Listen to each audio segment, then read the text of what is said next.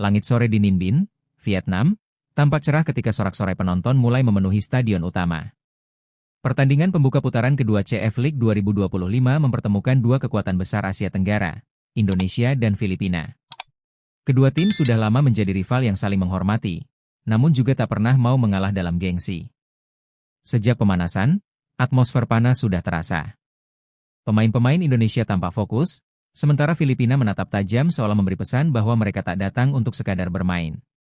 Spanduk berwarna-warni berkibar di tribun, membawa semangat dari para pendukung yang rela menempuh perjalanan jauh. CF League selalu menjadi ajang unjuk gigi, dan laga ini adalah salah satu yang paling dinanti. Baik Indonesia maupun Filipina menurunkan komposisi terbaik mereka, memastikan setiap posisi terisi oleh pemain yang siap bertarung habis-habisan.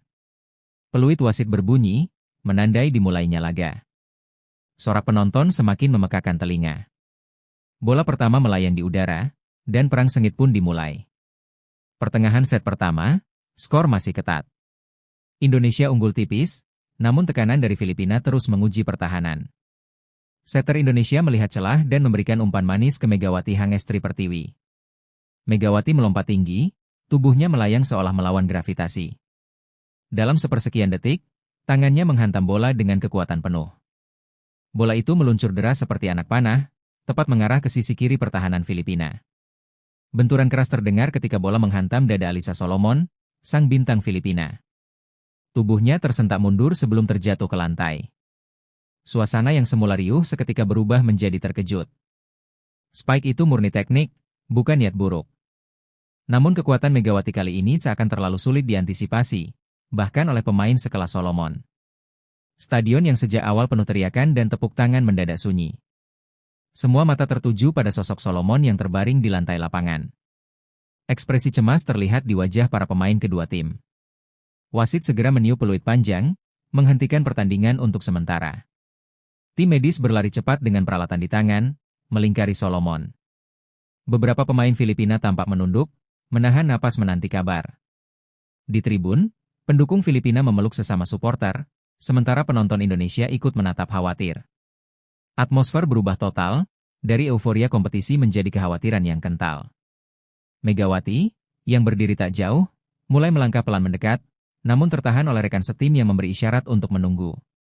Semua tahu, ini bukan momen untuk selebrasi. Setelah beberapa menit pemeriksaan, dokter tim memberi isyarat kepada pelatih Filipina. Wajahnya tak menyimpan kabar baik. Solomon dibantu berdiri oleh dua petugas medis, namun langkahnya limbung. Dengan tatapan penuh kecewa, Solomon berjalan meninggalkan lapangan. Tepuk tangan menggema dari seluruh stadion, sebagai bentuk penghormatan pada perjuangannya. Momen itu terasa mengiris hati, terlebih bagi rekan-rekan setimnya. Kepergian Solomon meninggalkan lubang besar dalam strategi Filipina. Ia bukan hanya pemain inti, tetapi juga pemimpin yang memberi kepercayaan diri pada tim. Pelatih Filipina buru-buru merancang ulang formasi, namun semua tahu, mengganti peran Solomon di tengah laga besar bukan perkara mudah. Di bangku cadangan, Megawati duduk dengan kepala sedikit tertunduk. Meskipun spike-nya sah secara aturan, ia tetap merasa tak enak hati. Dalam dunia olahraga, cedera lawan bukanlah sesuatu yang diinginkan, apalagi akibat serangan sendiri. Saat Solomon melewati area pemain Indonesia, Megawati berdiri dan menepuk pundaknya pelan, disertai ucapan singkat yang tak terdengar jelas di tengah sorak penonton. Solomon hanya mengangguk singkat, matanya tetap menatap ke depan. Pemain dari kedua tim pun saling memberi tepukan simbol dukungan. Laga mungkin panas, tapi sportivitas dan rasa hormat tetap dijaga. Megawati kembali ke lapangan dengan wajah lebih serius. Ia tahu, pertandingan harus terus berjalan, namun ada beban emosional yang kini ia bawa. Begitu laga dilanjutkan, perubahan langsung terlihat. Filipina kehilangan koordinasi di lini serang, dan blok mereka tampak lebih mudah ditembus. Kehadiran Solomon selama ini ternyata menjadi penyeimbang yang krusial. Indonesia memanfaatkan situasi dengan cermat. Setter terus membangun serangan cepat, mengandalkan variasi spike dari Megawati dan para smasher lainnya. Skor perlahan melebar. Di sisi lain, pelatih Filipina terlihat gelisah. Beberapa kali ia mencoba memberikan instruksi keras, namun semangat timnya tampak menurun. Penonton Indonesia semakin bersemangat, namun di balik sorakan itu, rasa iba pada tim lawan tetap ada. Semua orang tahu, kehilangan pemain kunci di tengah laga adalah mimpi buruk. Alyssa Solomon, 24 tahun, adalah ikon voli Filipina yang namanya melambung sejak usia remaja. Dengan tinggi badan 185 cm dan kekuatan pukulan yang mematikan, ia menjadi mimpi buruk bagi blok lawan. Sejak debut di tim nasional, Solomon sudah membawa Filipina meraih podium di berbagai ajang Asia Tenggara.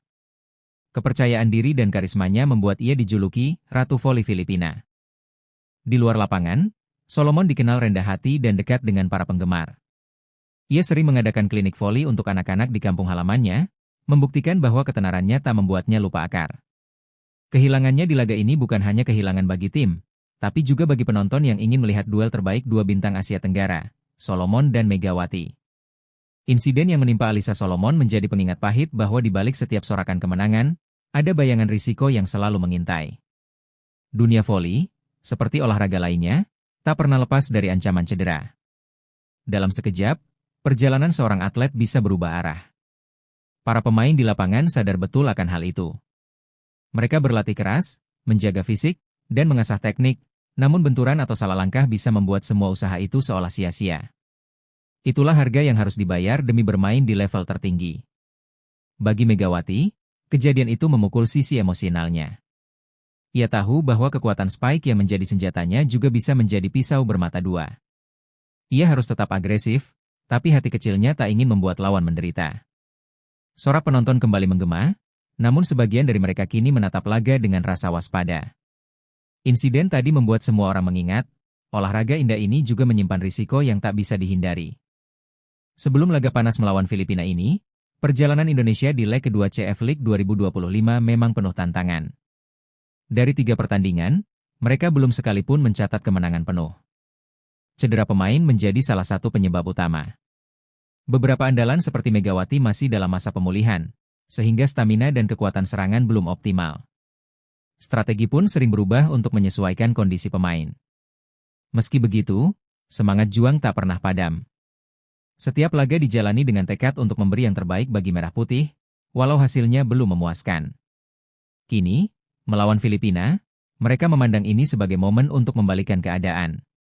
Kemenangan di laga ini bukan sekadar poin, tapi juga suntikan moral bagi sisa turnamen. Filipina pun sebenarnya datang ke laga ini dengan beban yang tak ringan. Di leg kedua, mereka hanya mampu mencuri 1 set dari Thailand, sisanya berujung kekalahan.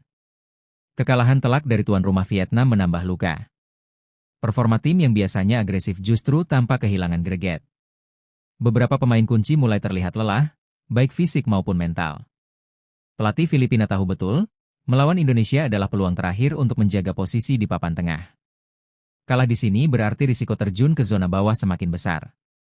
Sorak dukungan dari para pendukung mereka menjadi bahan bakar tambahan. Namun tekanan besar di pundak para pemain membuat laga ini lebih terasa seperti pertaruhan hidup mati. Bagi Indonesia, laga ini adalah peluang emas untuk pecah telur kemenangan di leg kedua. Menang melawan Filipina adalah target realistis yang mereka pasang sejak awal jadwal diumumkan.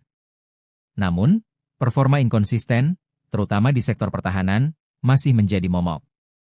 Recife yang kurang stabil membuat alur serangan sering terputus di tengah jalan. Coach Octavian mengingatkan para pemain bahwa laga ini bukan hanya soal teknik, tapi juga mental. Mereka harus berani mengambil risiko dan tetap tenang dalam tekanan. Jika bisa memanfaatkan kelemahan Filipina, kemenangan bukan hanya mimpi. Tapi jika lengah sedikit saja, lawan bisa mencuri momentum dan menjatuhkan moral tim Merah Putih. Suasana stadion kembali panas ketika pertandingan terakhir leg kedua dimulai. Sorakan bergemuruh dari dua kubu supporter, membuat tensi laga langsung naik.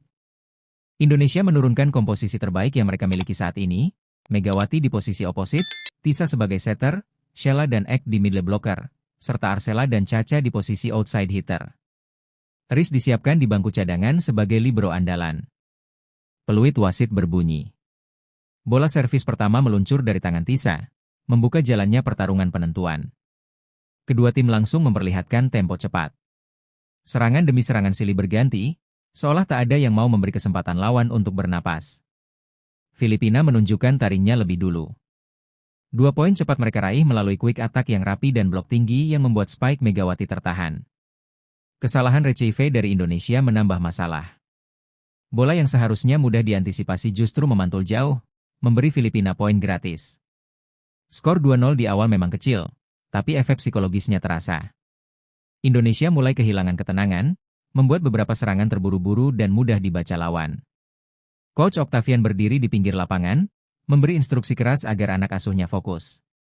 Tapi tekanan awal dari Filipina jelas mengguncang ritme permainan. Saat skor menunjukkan 6-2 untuk Filipina, Coach Octavian mengangkat tangan, meminta timeout. Ia tahu, jika momentum ini tak diputus, set pertama bisa lepas terlalu cepat. Di dalam lingkaran tim, suara pelatih terdengar tegas namun berusaha tetap menenangkan. Sheila ditarik keluar untuk mengatur ulang formasi, sementara Aris dimasukkan sebagai libero guna memperkuat Receive. Namun masalah tak semudah itu hilang. Beberapa kali bola pertama masih kurang presisi, membuat Tisa kesulitan memberi umpan sempurna. Di sisi tribun, pendukung Indonesia mulai berteriak lebih keras, berharap dukungan itu bisa membangkitkan mental para pemain di lapangan. Technical timeout pertama tiba dengan skor 8-4 untuk Filipina. Wajah para pemain Indonesia menunjukkan campuran frustrasi dan tekad untuk membalikkan keadaan. Coach Octavian memanfaatkan jeda singkat itu untuk memberi instruksi spesifik. Fokus diarahkan pada perbaikan Receive dan memanfaatkan celah di sisi kiri pertahanan lawan. Megawati mengangguk pelan, memompa semangatnya sendiri. Ia tahu, jika bisa memecah kebuntuan, momentum bisa berbalik. Laga berlanjut dengan tempo tinggi. Setiap bola menjadi pertarungan sengit, dan setiap poin terasa seperti hasil dari perang kecil di atas lapangan.